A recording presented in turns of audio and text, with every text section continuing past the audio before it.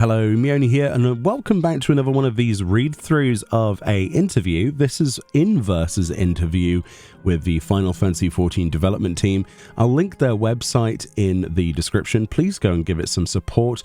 All rights belong to them for this interview. I just thought it'd be really nice to react and read through this today. But of course, full rights to Hayes Madsen there. That was posted on the 20th of February 2025 on Inverse. So I'm really interested to get started into this. So they say one of the biggest challenges facing a game like Final Fantasy XIV is the fact that it has what's essentially a revolving door of content. MMORPGs live and breathe by keeping players engaged, constantly having something new and shiny to do. Among the laundry lists of quests, alliance raids have always stood out as some of the best that Final Fantasy XIV has to offer, these massive 24-player raids with deep, intricate storylines and crossovers with beloved games. They say Dawntrail marks the game's most ambitious alliance raid yet, combining Square Enix's two big MMOs with the Echoes of Vana'diel crossover. But as a deliberate reason, alliance raids keep being crossovers instead of original stories. So they obviously asked about this, and there's a quote from the dev team: many of the past Final Fantasy titles have strong sentimental value for both fans and us developers, so we all tend to have high expectations for content based on those games. And when we set out to create something that meets those expectations, the overall content inevitably becomes quite substantial in size. That's the lead battle content designer Masaki Nakagawa there. He continues, with that in mind, Alliance raids allow us to divide the scenario and battle content across 3 patches and invest sufficient resources to create a hefty amount of content, end quote. Interesting.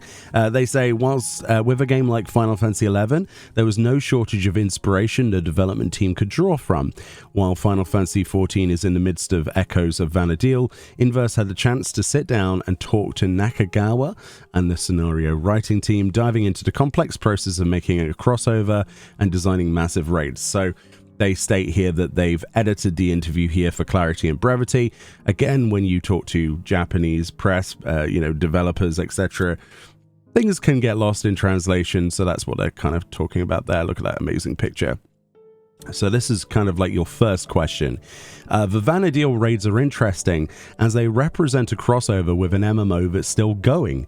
How much did the Final Fantasy XIV team work with the 11 development team? How much did you consult them when designing these raids?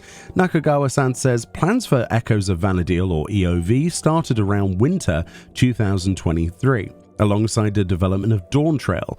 Those of us in the battle content team began the project by deciding the 4 bosses, while the scenario team concentrated on their tasks for Dawntrail.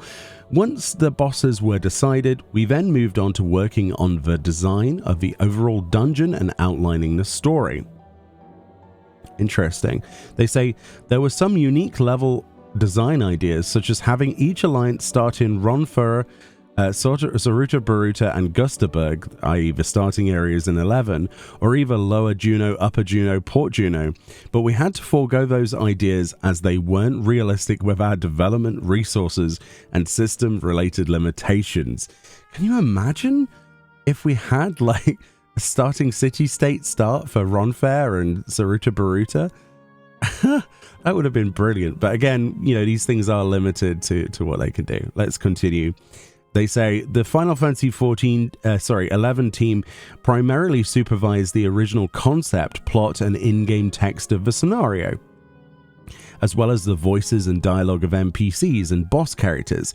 We also asked them to provide the final assessment in ensuring the overall battle content was consistent with the universes and lore of Final Fantasy 11 and 14, and to check whether there were any concerns about elements that were given a Final Fantasy 14 original twist. Of course. So obviously, when stuff comes from other games, it's never a direct sort of translation, is it? It's like if we were to have insert any collab here, it's usually the collab's universe is separate than our own, or that there is basically a direct comparison to be made and it's our universe's version of it. Think of like sharding, basically, and the whole story of 14 it's kind of explained similar to that, as in it's like a parallel.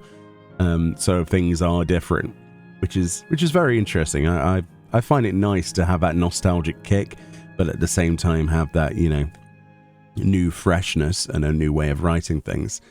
But yeah, let's continue. Final Fantasy XI obviously has years of content to choose from. How did you pick which pieces of content, monsters, and characters to include? Was there anything you ended up cutting out? What a fantastic question. Nakagawa says, during the initial development of EOV, we held a brainstorming session to decide the 4 bosses that would be featured in the first installment. Numerous ideas were pitched, but naturally there were so many that didn't make the cut. After deciding the 4 bosses, we discussed with the lore and scenario teams to start working on the story and level design. There were some unique level design ideas. Oh yeah, that's basically what they said earlier. Okay, so they just basically got that and made it bigger. I'm understanding now. So the scrapped ideas were the city-state stars. Okay, but obviously because of the limitations they couldn't do it. As you can see, during the initial brainstorming phase, we sometimes pitch all of our ideas without worrying about development resources and limitations. From there, we keep the fun elements and work on making them feasible. We do a thorough analysis of our ideas. Even if something sounds interesting, it might be too costly in development resources or maybe hindered by a system limitation. By looking at an idea from those various angles, we can find ways to save on resource costs or remove system-related constraints to further refine our plans. Interesting. So again, we've still got the limitations of Final Fantasy XIV's engine, and obviously there's budget constraints. They're only given so much, which is unfortunately, if I remember what happened with the Ivalice series as well, which kind of ended on a series of field notes, if you remember, which was unfortunate. Hopefully that they've learned from that and we can get past those kind of crossovers ending poorly, but we'll see. I'm really stoked. I quite like the 11 stuff personally. Next question. How did you approach designing the story for this Alliance Raid series? How did you make sure it could appeal to both fans of 11 and players who have never touched that game? And they say here, note, Square Enix preferred to attribute this answer to the scenario team as a whole rather than a single person. Okay. So the scenario team says, our goal with the EOV scenario is to draw the attention of those unfamiliar with Final Fantasy XI and pique their interest in playing the game. To achieve this, we featured the various commonalities between 11 and 14 to make Vana'diel seem more approachable for those who haven't experienced it. We also introduced Alxar, an adventurer to tie in the 2 universes together. Many of the game designers on this project, including those of us in the scenario team, have dedicated a great deal of our lives to Final Fantasy XI. We have a deep fondness and appreciation for the game that gave us so many memories, and we will do our best to convey the greatness of Vana'diel as our way of giving back. That's nice. That's a nice little reference. So next they've got Echoes of Vana'diel is the 3rd Alliance raid that directly takes from past Final Fantasy games. Why do you think that formula works so well for Alliance raid specifically? Very good question. Nakagawa says, many of the past Final Fantasy titles have strong sentimental value for both fans and us developers, so we all tend to have high expectations for content based on those games, and when we set out to create something that meets those expectations, the overall content inevitably becomes quite substantial in size. With that in mind, Alliance raids allow us to divide the scenario and battle content across 3 patches and invest sufficient resources to create a hefty amount of content. That's the biggest reason why content based on previous Final Fantasy titles are well suited for the Alliance raid format. However, I'd like to clarify that we aren't fixated on keeping this framework as is. Hopefully, in the future, we can make a new content format that will provide our players with even more surprises and emotion than ever before, end quote. So it's not like they're stuck in the mud here. They're not, short of ideas of how they could make this better. Personally, what I would love to see is a kind of an arc of an entire patch dedicated to it or something, like with proper storyline, maybe a zone other than just an Alliance raid. I kind of like the exploration of those areas. I kind of personally wish there was more to the near crossover. There was some right outside of the raids with the NPCs, but I thought they could have done a lot more. And certainly with Ivalice as well. especially when you introduced characters like Fran, who kind of never came back again, unfortunately. So it would have been nice to follow up with those characters in somewhere other than the actual Alliance raid. But there we go. So it looks like they are planning things into the future. And I personally think that would be a good idea because it's a good system, but it's self-enclosed a little bit too much, I think. And yeah, I'm excited to see what surprises they have in store. So, of course, they say, how did you approach the mechanics and unique elements of this raid? How did you want to make sure it represented the experience of Final Fantasy XI? Great question again. Nakagawa says, before deciding the battle mechanics for EOV, I began by coming up with the themes and concept for each boss fight.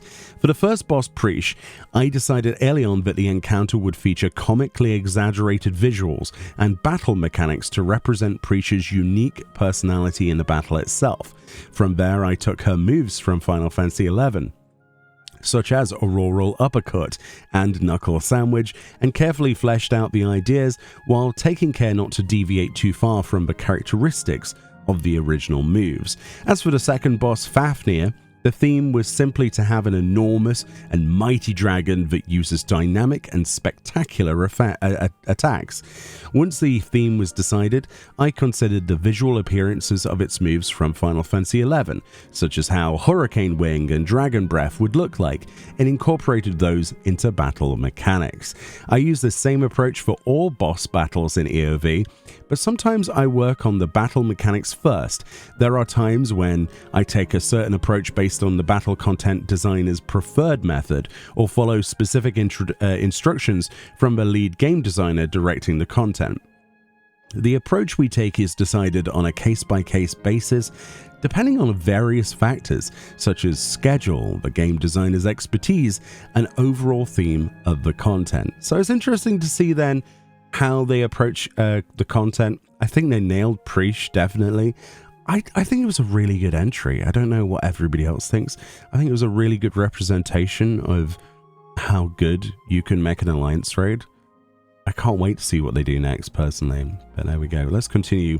How similar or different was your process to, say, adapting the mechanics for Final Fantasy Tactics in the Ivalice Alliance raids? Great question. Nakagawa says the Return to Ivalice project started when producer and director Naoki Yoshida reached out to Yasumi Matsuno of Algebra Factory, I didn't know that was the company now, to see if he would be interested in creating a new Alliance raid series together. In response, Mr. Matsuno proposed the idea of Return to Ivalice, which would incorporate elements from the Ivalice universe. He then wrote the plot himself, and that's how the project started. On the design side of things, illustrator and film director Keita Amamiya joined the project and provided a new design direction for Final Fantasy XIV. Mr. Matsuno had a hand in various aspects of the project, from the initial proposal to a full playthrough of a finalized scenario, and even participating in group playtests of the battle content. Director Amamiya not only helped with the reviews of the 3D modeling, but also provided wonderful direction on map lighting and the environment. As such, Return to Ivalice was not only a crossover between different games, but also a crossover of creativity. The Echoes of Vana'diel project, on the other hand, began from internal discussions regarding potential themes for a new Alliance raid series. Final Fantasy XI was chosen as it was celebrating its 20th anniversary at the time, and we knew there were many Final Fantasy XI fans in the 14 community. So as you can see, we took significantly different approaches to designing these Alliance raid series. However, our fundamental direction remained the same for both projects. We treated the original works with respect and took great care with every aspect we brought over from those titles as we blended them in with the rest of the Final Fantasy XIV universe. We have a strong desire to treasure the 14 universe and the titles we cross over with, so whenever we incorporate an element from another title, we carefully deliberate on which aspects of their lore to incorporate and how the elements of their universe should be integrated with the universe of 14. This, I believe, will remain true for any other crossovers we may have in the future, end quote. So, pretty great. I quite liked that. It was a nice, short, sweet interview, a good insight into how things are designed, and I personally would love to see as they've said, the idea of extending these storylines outside of the actual Alliance raids themselves. Obviously, we've got some very interesting characters. It'd be cool if, we had some kind of restoration of somewhere from that universe. We kind of got that in Lower Juno, right? In terms of an instance place. There are still people that I talk to regularly on streams where they're like, wait, where are you right now? I was like, Lower Juno. I'm doing Triple Triad. You can go back there? So many people don't even realize you can go back in the actual forest and teleport into Lower Juno. It's crazy to me. I suppose it's not really shown to you. It's told to you. It's just not shown to you. But yeah, I think honestly more places like that, but bigger places, maybe even integrated into the game itself in like areas of the world map. Similar to how we have Allied Society quests. How cool would it be to have an Allied Society quest or something akin to that, but introduce crossover characters? It could make things really interesting, and the rewards could increase in value in the eyes of a lot of people. But then again, this is just me spitballing ideas. I just hope that they do, shake up the format a little bit in the future, because the more you stick to a format and the more you do it, yes, it can be perfect, it can be streamlined, it can be exactly, in their eyes, the most perfect piece of content for that format, but the player base will inevitably get tired of something like that. You have to throw things at a wall and see what sticks, right? Very much like they do with the redesigns of Diadem and Eureka and Shades Triangle now, right? So I think this is the side of content that needs to make that evolutionary step, much like other parts of the game have as well. But yeah, there we go. Let me know what you think about this, what you thought of the Vana'diel crossover so far, and what you're hoping for in the next part of this. Again, much love to Inverse and Hayes Madsen, who did this article. I'll link it in the description. The only way I found this article was through Square Enix themselves, who tweeted this out. I was like, ooh, that's interesting. But yeah, if you've got any other things you want me to cover, feel free to let me know, and reach out on Discord, because I'm always interested to learn where things are going and what influences the dev team has in various different places. Enjoy the rest of your day, enjoy the new patch, and I'll see you all next time. Bye bye.